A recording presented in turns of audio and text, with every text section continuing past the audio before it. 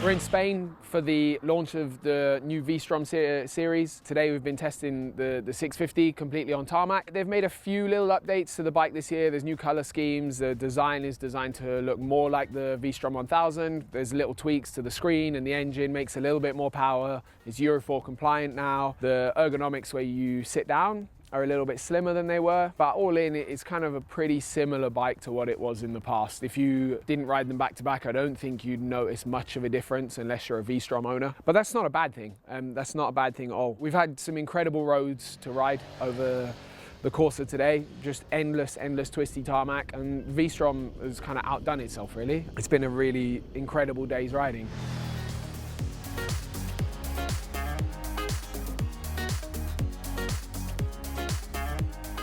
As a road bike, it handles much better than you expect it to. It's much more nimble than I expect. It's much more planted in the corner. It's just really confidence-inspiring bike. It settles in on the road really well. It doesn't really do anything you don't want it to. It never really sits up or wobbles. The suspension's really planted. And that makes it a really fun bike to ride. I think the suspension for me is actually a little bit of a highlight of the handling on the road. Generally, with a more budget bike like this, it wallows a lot. It's kind of awkward, and when you brake hard or when you are a little bit aggressive in the turn, a lot of bikes are uncomfortable and they sit up and they squat and they sit up and they squat over and over. V-Strom doesn't really do that. It kind of just settles into the corner, and I think that's a really good thing. I think it's a surprising feature for a bike of this price point. It's got really basic suspension, it's not adjustable, it's preload only adjustable on the shock, but I don't really want to change anything on it. So yeah, for the kind of speed of the bike and what you want it to do, I think it's really fantastic. For someone of my size, the shock was a little bit soft to start with, and it felt like the bike was quite raked out, but I put a little bit more preload in. It was 5 clicks to start with, and it handled much better. It was much more settled. It turned in a lot more predictably. It was just much more comfortable. I went a little bit further again with the preload on the rear shock, and it got worse. So for me, my body weight's about 100 kilos in kit. Then yeah, 5 clicks of preload over standard was really good.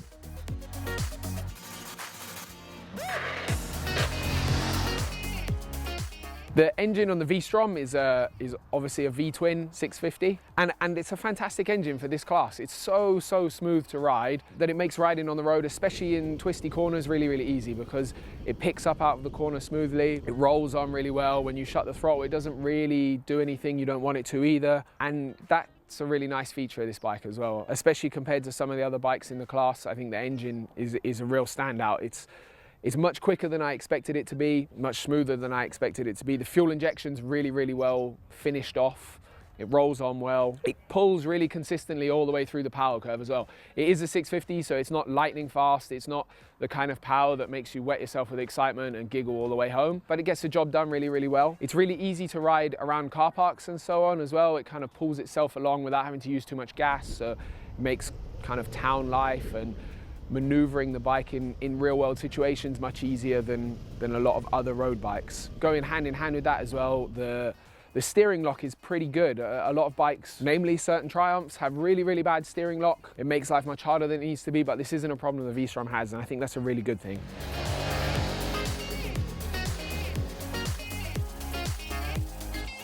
For 2017, the V-Strom has had traction control added to the electronics package as well. It's a nice addition, it's not a necessary one, but what is really good is that the traction control works fantastically. It's got 2 modes, a kind of more intrusive mode and a less intrusive mode. For the most part, I rode in the less intrusive mode 1, and I barely noticed it all day. Like it doesn't really kick in because you're riding on good tarmac with good road tires, and you never really got enough power going through the rear wheel for that to be a problem. But there were a couple of occasions where some of the back roads had a little bit of gravel, and then you can kind of force the traction control to kick in by being a little bit silly and putting the throttle on where you shouldn't. And when it does come in, it's super smooth. If you weren't looking at the traction light and listening for it, I don't think you'd even notice that traction control had happened. And that's a fantastic thing. And I think it bodes really, really well for if Suzuki do start to push into more off-road style bike as well. They've got the technology there to do a really good job.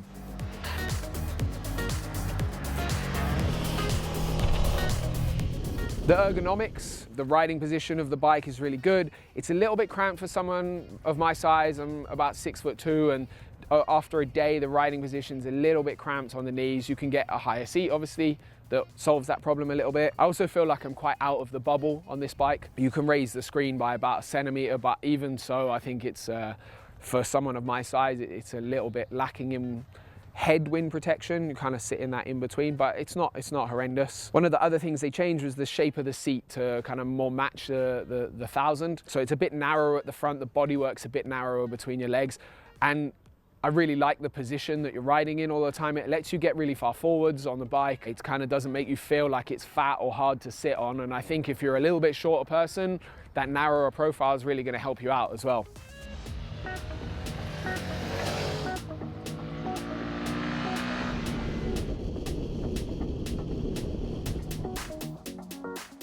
Other things that they've changed from the previous bike, the dash and clocks are completely different, and they're operated from a button on the controls, on the handlebars. It's a really nice system. It's very simple. It does the job. The controls are nice. They're simple to use. There's no complicated faff to turn traction control off. You can't turn the ABS off, but for most part, I don't think that's a problem. The only thing that I really kind of was a little bit disappointed with is I think the front brake lacks a little bit of feel.